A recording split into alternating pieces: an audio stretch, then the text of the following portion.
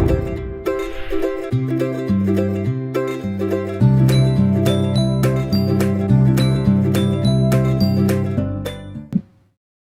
Friends, मैं हूं महेश मातो और आप लोग देख रहे हैं हमारा यूट्यूब चैनल भूगोल फॉर यू। आज के वीडियो में हम लोग कक्षा 12 विषय भूगोल मानव भूगोल के मूल सिद्धांत के अंतर्गत इकाई 3 द्वितीय क्रियाओं के बारे में जानेंगे। द्वितीय क्रियाओं का यह दूसरा वीडियो है। पहले वीडियो में हम लोग द्वितीय क्रियाएं क्या है, विनिर्माण क्या है, उद्योग क्या है, विनिर्माण उद्योग क्या है, विनिर्माण उद्योग की सामान्य विशेषताएं क्या है तथा आधुनिक बड़े पैमाने के उद्योग की विशेषताएं क्या है, इसका चर्चा हम लोग पहले वीडियो में किए थे। अगर आप लोगों ने यह वीडियो नहीं देखा है तो ऊपर आई बटन तथा नीचे डिस्क्रिप्शन में इसका लिंक दिया हुआ है, इसे क्लिक करके आप लोग देख सकते हैं। हम लोग देखते हैं कि जो उद्योग होते हैं विशेष स्थान पर स्थापित किए जाते हैं। तो ऐसा क्यों होता है, इसके पीछे कौन कौन से कारक उत्तरदायी होते हैं या कौन कौन से कारक जिम्मेदार होते हैं, उन कारकों का जिक्र हम लोग आज इस लेक्चर वीडियो के माध्यम से करेंगे। किसी भी बड़े पैमाने के उद्योग को स्थापित करने के लिए यह देखना आवश्यक हो जाता है कि उत्पादन लागत कम हो, उत्पादन करने में लागत कम हो तथा लाभ अधिक हो। अतः उद्योगों को स्थापित करने के लिए कुछ कारक होते हैं जिसको ध्यान में रखना अति आवश्यक होता है। जैसे पहला, बाजार तक अभिगम्यता। बाजार आसपास होना चाहिए। कोई भी उद्योग, बड़े उद्योग है तो उसके आसपास बृहद बाजार होना चाहिए। कच्चे माल की प्राप्ति तक अभिगम्यता, कच्चे माल भी समीप में होना चाहिए। तीसरा कारक है श्रम आपूर्ति तक अभिगम्यता, सस्ता श्रमिक भी होना चाहिए।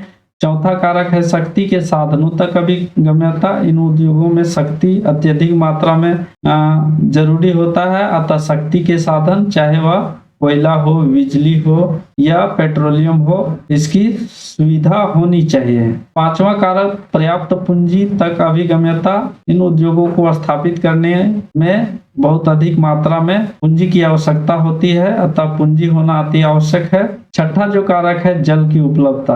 हालांकि कुछ उद्योगों में जल की उपलब्धता मायने नहीं रखता है, फिर भी जो बड़े पैमाने के उद्योग हैं, आधारभूत उद्योग हैं, जो जैसे लोहा इस्पात उद्योग या सूती वस्त्र उद्योग, इनके लिए जल की उपलब्धता अति आवश्यक होता है। इन उद्योगों में ज्यादा जल का जरूरत पड़ता है। छठा जो कारक है परिवहन एवं संचार की सुविधाओं तक अभिगम्यता। और सातवां कारक है सरकारी नीतियां। सरकार की नीति भी उद्योगों को स्थापित करने के लिए प्रभावित करता है। और नौवां कारक है समूहन अर्थव्यवस्था तक अभिगम्यता या उद्योगों के मध्य संबंध। तो इन कारकों को हम लोग विस्तार पूर्वक देखते हैं बारी बारी से। पहला कारक था बाजार तक अभिगम्यता। बृहद उद्योगों में वस्तुओं का उत्पादन अधिक मात्रा में लगातार किया जाता है और जिसको बेचने के लिए अधिक मांग वाले स्थान अर्थात उद्योगों की अवस्थिति बाजार के आसपास होना अति आवश्यक होता है, जिससे परिवहन लागत कम होता है और मुनाफा बढ़ता है। क्यों बाजार के आसपास स्थापित किया जाता है उद्योगों को? क्योंकि इन उद्योगों से जो उत्पादन होता है वह अधिक मात्रा में होता है और उसको खपाने के लिए बड़े बाजार की आवश्यकता होती है। तथा बाजार नजदीक होना इसलिए भी जरूरी होता है क्योंकि अगर बाजार दूर में स्थित है तो उसमें परिवहन पर लागत अधिक आ जाता है, फिर वस्तु का कॉस्ट बढ़ जाता है और फिर डिमांड घटने लगता है, इसलिए बाजार के समीप किया जाता है। बाजार में उच्च आय वाले उपभोक्ता का भी होना जरूरी होता है, जिससे वो वस्तुओं को खरीद सके, जिससे वस्तुओं को खरीदने की क्षमता अधिक हो। इसका सबसे अच्छा जो आदर्श क्षेत्र है वह पश्चिमी यूरोप, उत्तरी अमेरिका, जापान, ऑस्ट्रेलिया है, जहां पर अधिक आय वाले उपभोक्ता रहते हैं। दूसरा जो क्षेत्र है इसका दक्षिण तथा दक्षिण पूर्वी एशिया में घने बसे प्रदेश बृहद बाजार उपलब्ध हैं। एशियाई देशों में भी बृहद बाजार उपलब्ध है, चाइना, भारत, पाकिस्तान, बांग्लादेश, अतः इन देशों में भी उद्योगों की स्थापना की गई है। दूसरा कारक कच्चे माल की प्राप्ति तक अभिगम्यता। उद्योगों के लिए कच्चा माल और सरलता से परिवहन योग्य होना चाहिए। भारी वजन, सस्ते मूल्य एवं वजन घटने वाले पदार्थों पर आधारित उद्योग कच्चे माल के स्रोत के समीप स्थापित किए जाते हैं। बृहद उद्योगों में क्या होता है कि कच्चे माल की अत्यधिक आवश्यकता होती है, अतः अगर कच्चा माल भारी वजन वाला हो और वजन घटने वाला हो तो इस स्थिति में उद्योगों को कच्चे माल के समीप ही स्थापित किए जाते हैं, क्योंकि अगर दूर स्थापित किया जाए तो यातायात या परिवहन लागत जो है वह बढ़ जाता है, और परिवहन करने में अगर वजन घटने वाला कच्चा माल हो तो वह वहां उद्योग तक और उत्पादन क्षेत्र से उद्योग तक लाते लाते उसका वजन में कमी आ जाता है। जैसे चीनी उद्योग है, चीनी उद्योग जो स्थापित किया जाता है वह गन्ना वाले क्षेत्र के समीप किया जाता है। अगर उससे दूर स्थापित कर दिया जाए तो गन्ना को ढुलाई में वह गन्ना का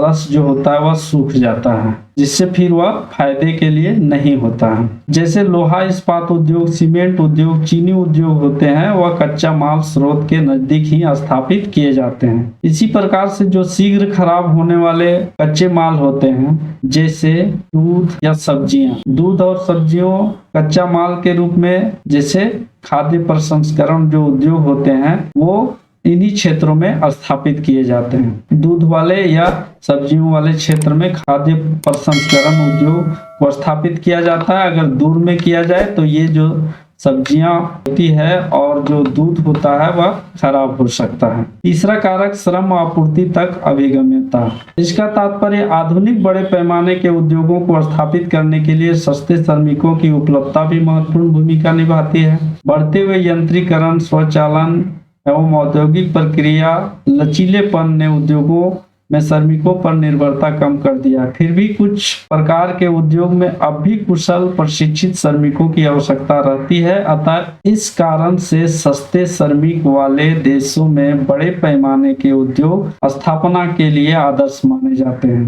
हालांकि बृहद पैमाने के उद्योग जो होते हैं ज्यादातर कार्य यंत्रों के द्वारा किया जाता है। फिर भी इन उद्योगों में विशाल पैमाने में श्रमिक भी कार्य करते हैं। अतः इन उद्योगों को स्थापित सस्ते श्रमिक वाले क्षेत्रों में ही करना लाभदायक होता है। जैसे भारत अधिक जनसंख्या वाले दक्षिण पूर्वी जो देश है। चौथा कारक शक्ति के साधनों तक अभिगम्यता। इसका मतलब यह हुआ कि आधुनिक बड़े पैमाने के उद्योग में विविध प्रकार के यंत्रों को संचालित करने के लिए अधिक मात्रा में शक्ति की आवश्यकता होती है। अतः इन उद्योगों की स्थापना ऊर्जा वाले स्रोत के नजदीक स्थापित किए जाते हैं। लोहा इस्पात उद्योग, एल्युमिनियम उद्योग में धातुओं को गलाने, यंत्रों को चलाने तथा विभिन्न वस्तुओं में ढालने आदि के लिए अत्यधिक मात्रा में ऊर्जा की आवश्यकता होती है, जिसकी आपूर्ति कोयला, जल विद्युत, खनिज तेल आदि से किया जाता है। कुछ उद्योग जो होते हैं वहां पर ऊर्जा की अत्यधिक मात्रा में आवश्यकता होती है। जैसे लोहा इस्पात उद्योग है या एल्युमिनियम उद्योग है। यहाँ पर लौह अयस्कों को गलाने के लिए या बॉक्साइट को गलाने के लिए तथा उससे विभिन्न वस्तुओं को ढालने के लिए बहुत अधिक मात्रा में एनर्जी या ऊर्जा की आवश्यकता होती है। अतः इन उद्योगों को जो स्थापित किया जाता है वह ऊर्जा स्रोत वाले क्षेत्रों के आसपास किया जाता है। जमशेदपुर का उदाहरण लिया जा सकता है। जमशेदपुर में लोहा इस्पात उद्योग की स्थापना की गई, तो इसके आसपास जो क्षेत्र हैं जैसे धनबाद हो गया या बोकारो हो गया, ये जो क्षेत्र है वह कोयला अत्यधिक भंडार पाया जाता है जो नजदीक में स्थित है। अगला कारण है पर्याप्त पूंजी तक अभिगम्यता। पर्याप्त पूंजी तक अभिगम्यता का तात्पर्य किसी भी उद्योग, विशेषकर बृहद उद्योग को स्थापित करने के लिए पर्याप्त मात्रा में पूंजी की आवश्यकता होती है, क्योंकि कारखाना को लगाने, मशीनों तथा कच्चे माल को खरीदने, मजदूरों को वेतन आदि में अत्यधिक मात्रा में पूंजी की आवश्यकता होती है। इस दृष्टिकोण से यूरोपीय तथा अमेरिकी देशों में पर्याप्त पूंजी उपलब्ध होने के कारण सबसे पहले इन्हीं देशों में उद्योगों को स्थापित किया गया। वहीं एशिया, अफ्रीका एवं दक्षिण अमेरिका के अधिकांश देशों में पूंजी के अभाव के कारण उद्योगों की स्थिति पिछड़ी अवस्था में है। पिछले कुछ वर्षों में बैंकिंग सेवाओं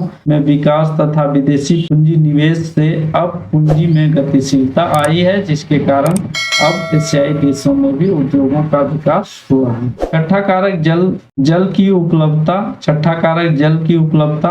बड़े आधारभूत उद्योग या अन्य उद्योग में पर्याप्त मात्रा में जल की आवश्यकता होती है। सूती वस्त्र उद्योग में कपड़े को धुलाई, रंगाई। लोहा इस्पात उद्योग में लोहे एवं इस्पात को ठंडा करने के लिए अधिक मात्रा में जल की आवश्यकता होती है।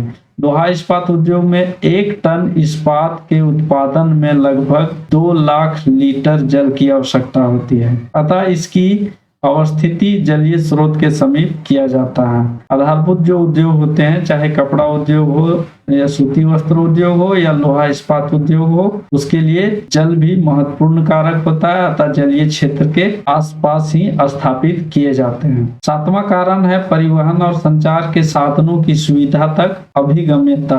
किसी भी उद्योग में कच्चे माल को लाने तथा तैयार माल को बाजार तक ले जाने के लिए सक्षम परिवहन के साधनों की आवश्यकता होती है। अतः परिवहन लागत किसी भी उद्योग को स्थापित करने में महत्वपूर्ण भूमिका निभाती है। यूरोप के पश्चिम और उत्तरी अमेरिका के पूर्वी भागों में परिवहन तंत्रों का अधिक विकसित अवस्था में होना उद्योगों के अधिक संकेंद्रण का कारण बना। उद्योगों की स्थापना के लिए सूचनाओं का आदान प्रदान एवं प्रबंधन के लिए सूचना तंत्र भी महत्वपूर्ण भूमिका निभाती है। आठवां कारक है सरकारी नीति। सरकार का नीति भी किसी भी उद्योग को स्थापित करने के लिए प्रभावी करता है। किसी देश में उद्योग को, विशेषकर बृहत उद्योग को स्थापित करने के लिए उद्योग के प्रति सरकार की नीति क्या है, उद्योगों की स्थापना में महत्वपूर्ण कारक साबित होता है। जैसे यदि किसी देश की सरकार वहां के उद्योगों को राष्ट्रीयकरण कर रही है तो विदेशी कंपनियां वहां उद्योग नहीं लगाएगी। इसके विपरीत यदि विभिन्न प्रकार के टैक्सों जैसे आयात कर, निर्यात कर, बिक्री कर आदि में छूट देती है, उद्योगों को स्थापित करने के लिए विभिन्न प्रकार की सुविधाएं देती है, संसाधनों को उपलब्ध कराती है, तो उस देश में उद्योग की स्थापना की संभावना बढ़ जाती है। किसी देश में संतुलित आर्थिक विकास के लिए वहां की सरकार प्रादेशिक नीति अपनाती है, जिसके अंतर्गत विशेष क्षेत्रों में उद्योगों की स्थापना के लिए बढ़ावा देती है। अगला कारक है समूहन अर्थव्यवस्था तक अभिगम्यता या उद्योगों के मध्य संबंध।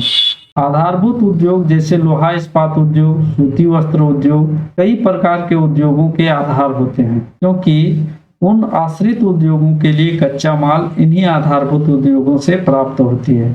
अतः विभिन्न प्रकार के छोटे बड़े उद्योग इसके आसपास ही स्थापित किए जाते हैं। जैसे लोहा इस्पात उद्योग के आसपास विभिन्न प्रकार के यंत्र, कल पुर्जे, औजार आदि, सूती वस्त्र उद्योग के आसपास परिधान, पोशाक आदि की स्थापना की जाती है। इस प्रकार एक औद्योगिक संकुल का विकास होता है। औद्योगिक संकुल का तात्पर्य विविध प्रकार के उद्योगों के समूहों से होता है जो आपस में जुड़े होते हैं, और इसका जो लाभ होता है, औद्योगिक संकुल में कई प्रकार की लागतें हैं जैसे परिवहन, संचार, सेवा, व्यापार, कच्चे माल आदि में कमी होती है, इसका लाभ होता है। उपरोक्त कारकों के अतिरिक्त अन्य कारक भी उद्योगों को स्थापित करने के लिए प्रभावित करते हैं, जैसे पर्यावरण, जलवायु, मानवीय आदि भी उद्योगों की अवस्थिति को प्रभावित करता है। उम्मीद करते हैं दोस्तों आप लोगों को यह वीडियो जरूर पसंद आया होगा। अगर पसंद आया है तो इसे लाइक करें